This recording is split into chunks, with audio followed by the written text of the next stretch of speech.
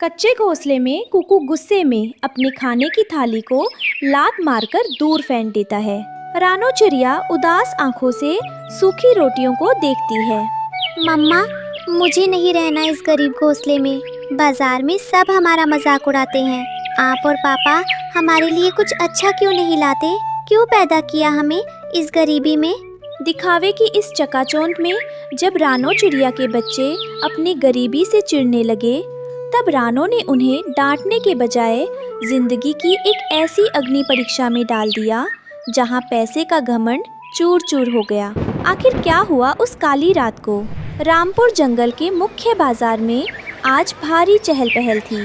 रानो अपने बढ़ते हुए बच्चों गुड़िया और कुकू के साथ बहुत ही साधारण अनाज की थैली लेकर खड़ी थी।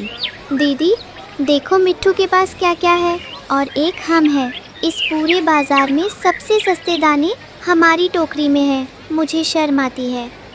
हाँ कुकू, पापा रात दिन मेहनत करते हैं, फिर भी हमारे पास ना तो रहने को अच्छा घोंसला है और ना ही समाज में वैसी इज्जत। घर लौटकर बच्चों का यह असंतोष गुस्से में बदल गया। वे अपनी माँ के सामने अपनी तकदीर पर सवाल उठाने लगे।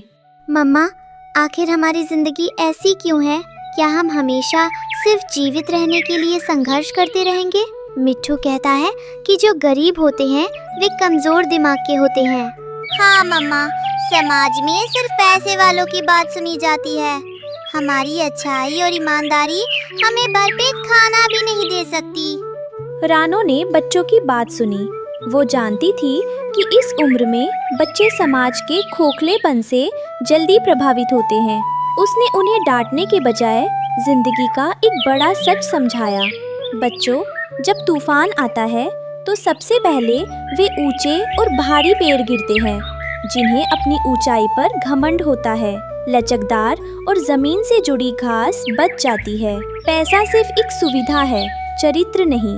कभी ऐसी परिस्थिति आएगी जहां तुम्हारी यह आंतरिक शक्ति ही तुम्हारी जान बचाएगी, पैसा नहीं। अगले दिन रानो और टुन्नू खेत की सूखी मिट्टी को ठीक कर रहे थे।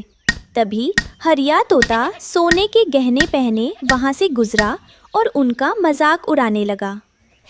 अरे टुन्नू, जमीन खोदने से तकदीर नहीं बदलती। चालाकी सीखो, मुनाफा कमाना सीखो। तुम्हारी ये ईमानदारी तुम्हें इसी धूल में मिला देगी। हरिया भाई, जो महल दूसरों की मजबूरी और खोखले दिखावे पर खड़े होते हैं, उनकी नींव बहुत कमज़ोर होती है। प्रकृति जब परीक्षा लेती है तो वो तिजोरी का आकार नहीं देखती। इसी बीच दूर जंगल से रानो की बुजुर्ग माँ की अचानक तबीयत बिगड़ने का संदेश आया। रानो और टुन्नू को तुरंत निकलना पड़ा। गुड़िया, तुम अब बड़ी हो रही हो। कुकू की जिम्मेदारी तुम पर है। रात को घोंसले का मुख्य द्वार अंदर से टहनियों से लॉक कर देना। और याद रखना, अगर मुख्य द्वार पर कोई संकट आए तो घोंसले के पीछे जो सूखी पत्तियों का गुप्त निकास है उसका उपयोग करना। रात का सन्नाटा गहरा चुका था। तेज हवाएं चल रही थी और आसमान में काले बादल छाए हुए थे। अपने बच्चों को पीछे छोड़कर रानो और टुन्नू पूरी ताकत से दूर जंगल की ओर उड़े जा रहे थे। रानो, हवा बहुत तेज है और आगे का रास्ता पूरी तरह धुंधला है। हमें थोड़ी देर किसी पेड़ की ओट में रुक जाना चाहिए, वरना हमारे पंख जवाब दे जाएंगे। नहीं टुन्नू, माँ की हालत बहुत ख़राब है। मेरा दिल घबरा रहा है।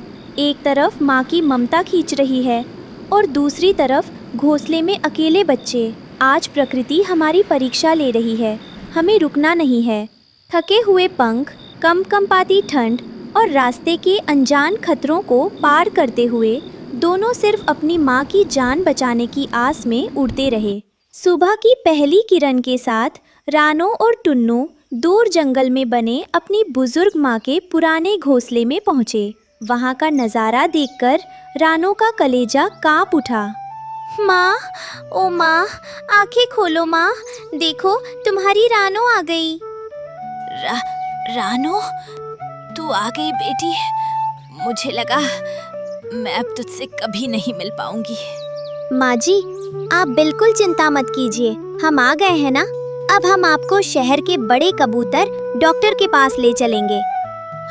नहीं टुन्नू, डॉक्टर की जरूरत नहीं है। बुढ़ापे की बीमारी है, बस अपनों की कमी थी। इस उम्र में धन दौलत काम नहीं आती रानो। बस ये तसल्ली चाहिए होती है कि जब आंखें बंद हों तो बच्चे पास हों। माँ की हालत थोड़ी स्थिर हुई तो रानो को माँ की बातें सुनकर अपने बच्चों की याद आ गई। उसे महसूस हुआ कि जो बात माँ आज कह रही है वही सच उसने कल अपने बच्चों को समझाया था। आज माँ को देखकर समझ आया कि परिवार और संस्कार ही जीवन की आखिरी पूंजी है। हे भगवान, मेरे बच्चों की रक्षा करना। गुड़िया और कुकू अकेले हैं, उनका दिल अभी कच्चा है, कहीं वे घबरा न जाए। घबराओ मत रानो, तुमने बच्चों को जो हिम्मत और सीख दी है वो उनकी ढाल बनेगी। हमारी गुड़िया अब समझदार हो चुकी है। एक तरफ रानो अपनी माँ की सेवा में व्यस्त थी तो दूसरी तरफ रामपुर जंगल में उसके बच्चे एक खौफनाक अग्नि परीक्षा की ओर बढ़ रहे थे। तभी वहाँ से गुजर रहे बुद्धिमान उल्लू बाबा ने बच्चों को अकेले देख तुरंत सचेत करने का फैसला किया। बच्चों, आज रात मौसम का मिजाज ठीक नहीं है और काले सांप का रुख इसी इलाके की तरफ है। अपनी माँ की बताई हर बात को याद रखना। किसी भी अजनबी के लिए दरवाजा मत खोलना, चाहे वो कितनी भी मीठी बात करे। जी बाबा, हम मम्मा के दिए निर्देशों का पालन करेंगे। रात के दूसरे पहर में पूरा जंगल सो चुका था। तभी रानो के घोंसले के नीचे सूखे पत्तों के सरसराने की एक डरावनी आवाज गूंजी। एक विशाल काला सांप पेड़ के तने से लिपटते हुए ऊपर आ रहा था। दीदी सुनो, ये वही आवाज है जिसके बारे में उल्लू बाबा कह रहे थे। वो हमारे घोंसले के बहुत करीब आ चुका है। कुकू, घबराना मत। अगर हम डरे तो सोच नहीं पाएंगे। मम्मा की सीख याद रखो। संकट के समय दिमाग को शांत रखना ही पहला हथियार है। सांप ने घोंसले के मुख्य द्वार पर अपनी भारी पूंछ से प्रहार करना शुरू कर दिया। लकड़ी का दरवाजा चरमराने लगा। अंदर छिपे नन्हे परिंदों, बाहर आओ। तुम्हारा ये कच्चा घोंसला मुझे रोक नहीं पाएगा। जैसे ही सांप ने दरवाजा तोड़ा, गुड़िया और कुकू पीछे के गुप्त रास्ते से सुरक्षित बाहर निकलकर हवा में उड़ चुके थे। सांप अंदर खाली घोंसला देखकर गुस्से से बौखला गया। अपनी जान बचाकर भागते हुए दोनों बच्चों ने सोचा कि हरिया तोता का घोंसला बहुत बड़ा और मजबूत है, वे वहाँ सुरक्षित रहेंगे। हरिया अंकल, हरियाली आंटी, कृपया दरवाजा खोलिए। पीछे काला सांप घूम रहा है, हमें थोड़ी देर के लिए अंदर आने दीजिए। भागो यहाँ से। अगर सांप ने तुम्हें यहाँ देख लिया तो वो मेरे कीमती घोंसले पर हमला कर देगा। मैं अपने बच्चे और अपनी संपत्ति को खतरे में नहीं डाल सकता। तुम लोग किसी और पेड़ पर जाओ। निराश होकर बच्चे कालू कौवा के अनाज के बड़े गोदाम की तरफ बढ़े, जहाँ कुछ गार्ड पक्षी पहरा दे रहे थे। कालू अंकल, हमें बस रात भर के लिए अपने गोदाम के एक कोने में बैठने दीजिए। बाहर बहुत खतरा है। मदद तो मिल जाएगी बच्चों, लेकिन दुनिया में कुछ भी मुफ्त नहीं होता। मुझे पता है तुम्हारी माँ के पास कुछ दुर्लभ बीज रखे हैं। कल सुबह सबसे पहले वे बीज मेरे नाम करने का वादा करो तो ही अंदर आने दूंगा। कालू अंकल, आप हमारी मजबूरी का सौदा कर रहे हैं। हमारी मम्मा ने हमें सिखाया है कि लालच के आगे झुकने से बेहतर है अपनी लड़ाई खुद लड़ना। हमें आपकी मदद नहीं चाहिए। बच्चे वहाँ से हट गए, लेकिन तभी सांप की नजर हरिया तोता के उसी चमकीले और विशाल घोंसले पर पड़ी। सांप तोते के आलीशान घोंसले को जकड़ लेता है। पापा, मेरे सारे महंगे खिलौने टूट गए। हमारी तिजोरी भी नीचे गिर गई। हमें बचाओ। कोई मदद करो, मेरा सब कुछ बर्बाद हो रहा है। एक सुरक्षित डाल पर बैठे गुड़िया और कुकू ये सब देख रहे थे। यहाँ कुकू के मन में एक बड़ा बदलाव आता है। दीदी देखो, कल तक मैं मिट्ठू के जिन खिलौनों और उनके बड़े घोंसले को देखकर हीन भावना से भर जाता था। आज वो सब मिलकर भी उनकी जान नहीं बचा पा रहे हैं। मम्मा बिल्कुल सही कहती थी, दिखावे की चीजें मुसीबत में ढाल नहीं बनती।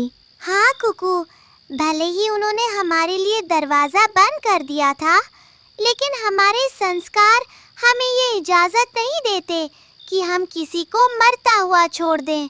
हमें उनकी जान बचानी होगी। बच्चों ने सीधे सांप से लड़ने के बजाय अपनी बुद्धि का इस्तेमाल किया। कुकू, जैसे ही सांप अपनी जीभ बाहर निकाले, तुम ये तीखा पाउडर उसकी आंखों की तरफ गिरा देना।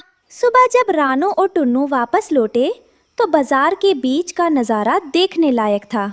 जंगल के सभी पक्षी वहां जमा थे और हरिया तोता का परिवार सिर झुकाए खड़ा था। रानो बहन, मुझे माफ कर दो।